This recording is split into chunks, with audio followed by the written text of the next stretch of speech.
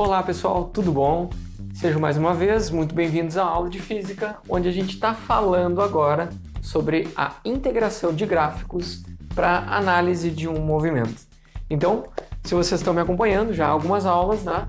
Como vocês estão me acompanhando, há várias aulas a gente já estudou o movimento a partir das equações ordinárias, né? Equação horária da velocidade, equação horária da posição, obtivemos a equação de Torricelli, depois a gente aplicou o cálculo diferencial e integral, né? Como a gente consegue, a partir da derivada da posição, a gente obtém a velocidade, e da derivada da velocidade a gente obtém a aceleração. E também a inversa, a partir da integração da aceleração a gente obtém a velocidade, e a partir da integração da velocidade a gente obtém a equação horária da posição. Agora a gente vai analisar ainda do ponto de vista de integração, mas especificamente entre dois pontos. O que acontece quando a gente analisa a variação de velocidade entre dois pontos? A gente sabe que a velocidade é a integral da aceleração. Então, quando a gente pega dois pontos, a gente faz uma integral definida. E quando a gente tem uma integral definida, isso é o equivalente, tá, a gente calcular a área embaixo da curva, né, de aceleração, entre a curva da aceleração e o eixo do tempo, né, entre os tempos T1 e T2. Por que isso acontece? Porque a definição de integral, ela parte justamente de uma necessidade que a gente tem de calcular áreas onde uma das laterais, um dos lados deles é curvo. Então, a própria definição de integral surge a partir de uma soma de infinitos elementos, né, infinitesimais, que chegam na área embaixo da curva. Então, agora o que a gente está fazendo é meio que usando o caminho contrário do que o cálculo nos dá. A gente usa a integral para calcular a área, agora a gente vai usar a área para calcular a integral. Então, e a gente sabe que no caso da integral da aceleração, a gente vai ter a variação de velocidade entre esses dois tempos. Se a função aqui for a aceleração, a variação, a diferença entre essas duas velocidades é igual à área dessa curva, né? Da área embaixo dessa curva, entre a curva e o eixo do tempo, né? Agora, é assim, ó. Então a gente tem uma curva de aceleração por tempo, a gente tem um tempo inicial e um final, né? Um T0 e um T1. Então a área aqui é igual à variação na velocidade, beleza? Olha que curioso que a gente tem exatamente a mesma situação quando a gente quer saber a variação da posição. Quando a gente quer saber a variação da posição, a gente vai olhar um gráfico de velocidade por tempo e a gente vai ter a integral da velocidade no tempo. Então, olha só, a integral dessa velocidade com o tempo entre dois intervalos é igual a uma área. Vocês veem que não faz sentido o conceito de área sem os limites de integração. Só faz sentido a área quando tem limite, né? Senão ela é só um cálculo de antiderivada. Agora, olha só, se a gente pega a integral entre dois pontos, um inicial e um final, isso é o equivalente a gente calcular a área entre a curva e o eixo. E no caso de uma curva de velocidade com o tempo, isso vai nos dar o cálculo da variação da posição. Olha só, então é interessante a gente perceber também que aqui, ó, do slide anterior, quando a gente faz a variação da velocidade, a gente está fazendo aceleração vezes tempo. Então a gente tem unidade de aceleração, que é metros por segundo ao quadrado, unidade de tempo, que é segundo, então a gente fica com metro por segundo, que é a unidade de velocidade, ok? A operação de integração, ela é adimensional. A gente fica só com as integrações, só com as unidades das grandezas que estão aqui dentro. E depois, então, olha só, a área, ela tem unidade.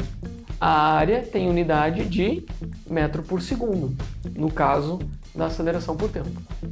E a área, nesse caso aqui, ó, de velocidade, a integral da velocidade no tempo, velocidade é metro por segundo, tempo é segundo, e gente fica com metro, né? Então, metro por segundo vezes segundo vai dar metro. Então, a área aqui dentro tem unidade de espaço, né?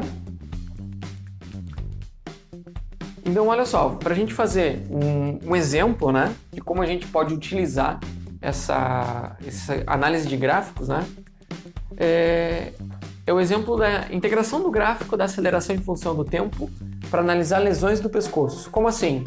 Veja só, existe um efeito que é chamado de efeito chicote que acontece quando há uma colisão traseira. Então você está no teu banco do carro aqui, se há uma colisão traseira, o que vai acontecer? O carro vai te empurrar para frente, só que o teu tronco vai ser mandado para frente antes do pescoço. O pescoço vai para trás, assim, né? E depois o pescoço vai junto, né? Porque o carro é todo empurrado. O fato é que aqui a gente vai ter um gráfico de um teste que foi realizado de uma colisão onde o carro de trás colide a uma velocidade de 10,5 km por hora. Não é uma colisão muito forte, mas é o suficiente para a gente ver esse efeito chicote aqui. As curvas são o seguinte, ó. Então, num gráfico de aceleração por tempo, note que o tempo aqui está em milissegundos. Então, cada valor aqui a gente tem que dividir por 1000, né? 40 por 1000, 80 por 1000, 120 por 1000. Então, olha só, a aceleração do tronco estava parado, né? Então, teve a colisão, só que durante 40 milissegundos o tronco não sofreu, não alterou, não foi acelerado. Por quê? Por causa do estofamento do banco. Então, esse tempo de 40 milissegundos é o tempo de compressão do estofamento do banco, até que o tronco é levado para dentro. Então, o carro está vindo, né? O estofamento do banco comprimiu e aí o corpo é acelerado. Então, o tronco é acelerado, né? E ainda leva mais, olha só, de 40 para 110, então são mais 70 milissegundos. É isso, né? 10, 20, 30, 40, 50, 60, 70 milissegundos depois que o tronco se moveu para que a cabeça comece a se mover. Então esse que é o efeito chicote. Olha só, o tronco, o carro vem, bate, empurra o tronco e depois que a cabeça começa a se mexer. A cabeça está aqui, né? Ó, então empurrou, a cabeça foi para trás e depois começou a se mexer. Então a cabeça permaneceu parada, né? Então o pescoço indo para trás, para depois ser acelerado e com muito mais força, que é o efeito chicote, né? Até que ele bate. Pum. Então, é bem perigoso para lesões no pescoço. O instante t igual a 0 é o início da colisão. Vocês estão vendo? Ó, aqui é o início da colisão. Depois do início da colisão, né, o tronco ele leva 40 milissegundos para começar a acelerar. Que é esse atraso aqui, ó. 40 milissegundos para começar a acelerar. Depois, a cabeça ainda leva mais outros 70 milissegundos. Então, a cabeça começa só lá no 110, ó. Opa! Só aqui nos 110 milissegundos. Vamos lá. Qual é a pergunta? Qual era a velocidade do tronco quando a cabeça começou a se movimentar? Qual era a velocidade do tronco quando a cabeça começou a se movimentar? Então, olha só, a ideia-chave para a gente resolver esse problema é a gente pode determinar a velocidade escalar do tronco em qualquer instante se a gente calcular a área sobre a curva. A área sobre a curva de aceleração do tronco. Porque, olha só, se aqui a gente tem aceleração, a área nos dá a diferença na velocidade, né? Então, o que a gente vai fazer é o seguinte, ó. Da curva, qual que é a área? Aqui ele estava parado, né? O tronco estava parado. A cabeça começou a movimentar aqui no 110. Então, a diferença da velocidade do tronco até aqui o instante que a cabeça começou a se movimentar é igual à área embaixo dessa curva, ó, a área embaixo dessa curva aqui,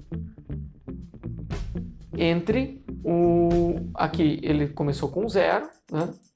E aqui ele estava parado, e aqui o tempo entre esse tempo de 40 e o tempo de 110.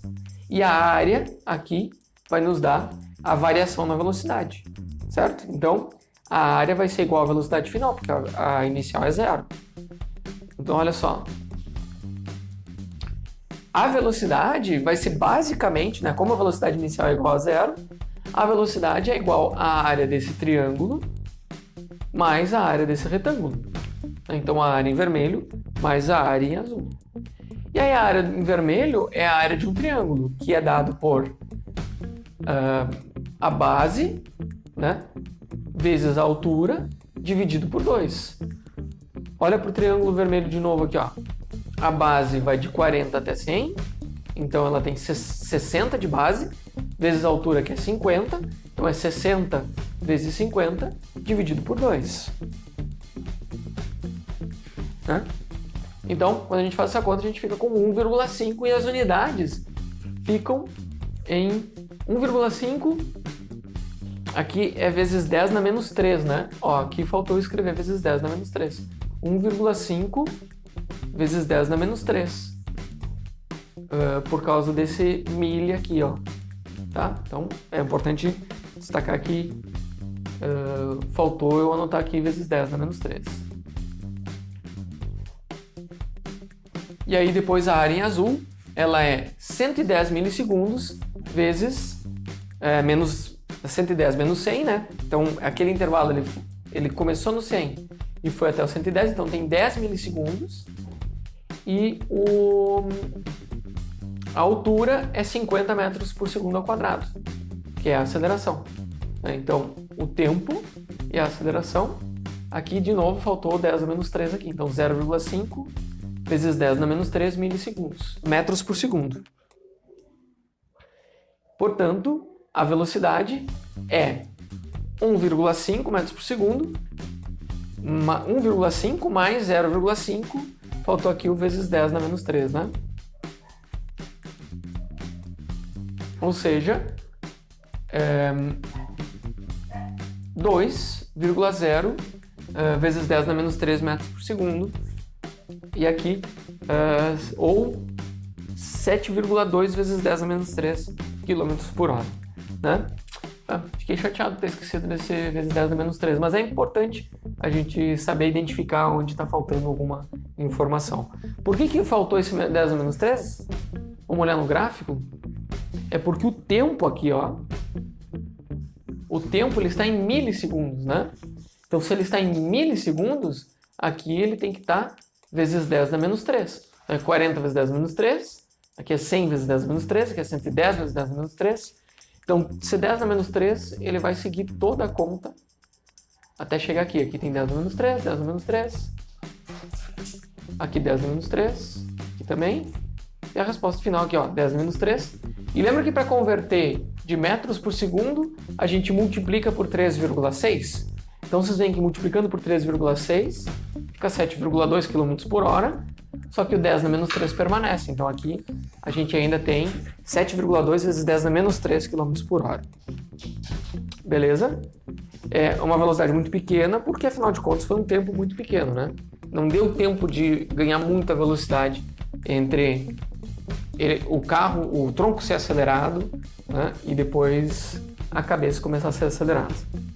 Pessoal, então, rapidamente, foi uma aula onde a gente analisou o efeito do gráfico, né, da área, sobre a curva em um gráfico de aceleração por tempo ou de velocidade por tempo, e nos traz informação sobre a variação na velocidade ou na posição. Agora, para a próxima aula, a gente já vai fazer uma revisão e um resumo rápido sobre o capítulo Movimento Retilíneo, e com isso a gente encerra o capítulo 2 dos nossos estudos. Então, pessoal, lembrando que tudo isso daqui é científico e comprovado. Se vocês não se inscreveram no canal, se inscreve agora, já aproveita e dá um joinha para avaliar a aula, ok? Então, um forte abraço e até a próxima aula.